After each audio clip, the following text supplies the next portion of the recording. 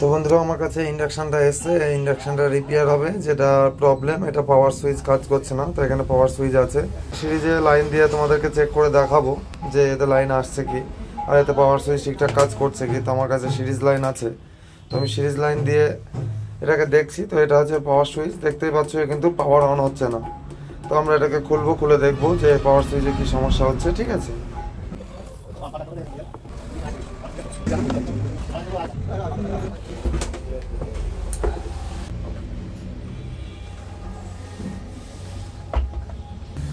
তো এই সার্কিট থেকে আলাদা করে নিয়েছি আমি এটা। তো এটাকে আমি খুলবো, খুলে একবার সুইচগুলোকে চেক করব।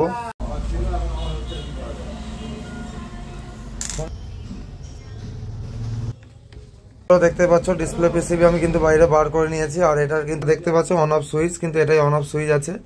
তো এই অন অফ সুইচটা কাজ করছে না, তো আমাদেরকে একবার লাইন দিয়ে চেক করেও দেখাবো আমি। দেখো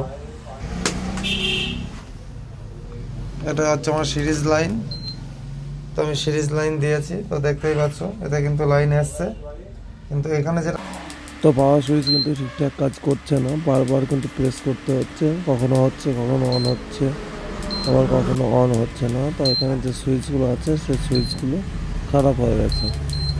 বন্ধুরা এখানে যে পুরোনো সুইচ যেগুলো আছে, 5টা সুইচই আছে এখানে। এখানে দেখো 1টা 2টো 3টে 4টে 5টায় পুরোনো সুইচ 5টা আছে, আমরা 5টা সুইচই চেঞ্জ করে দেবো। তো আমাদের কাছেও কিন্তু 5টা সুইচ আছে, তো সেই সুইচগুলো কিন্তু এখন চেঞ্জ করবো। পাম্পার, এই পাম্পারের সাহায্যে আমরা রাংগুলোকে তুলে নেবো।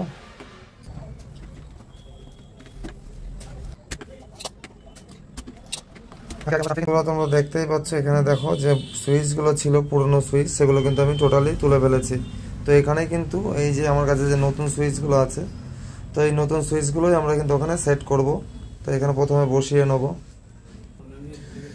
তো বন্ধুরা তোমরা দেখতেই পাচ্ছ আমি এখানে কিন্তু টোটালি নতুন সুইচ সবগুলো দিয়ে দিয়েছি। তো এই সুইচগুলোই আমি এবার এদের যে পিছন সাইডে এদের আমি সোল্ডারিং করে নেব।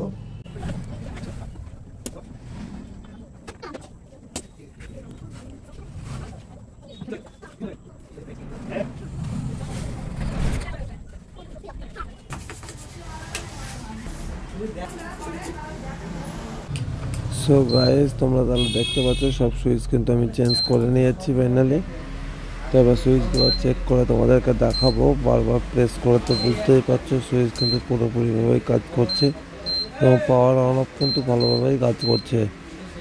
আর এখানে যে সুইচগুলো আছে বাকি সুইচগুলো খুব সুন্দরভাবে কাজ করছে। তো আমরা এবার হচ্ছে এটাকে ফিটিং করে নেবো, পুরো ক্যাবিনেটটা সেট করে ফিটিং করে বসিয়ে নেব। বসিয়ে নিয়ে তারপরে আবার একবার চালিয়ে চেক করব, তারপর তোমাদেরকেও দেখাবো।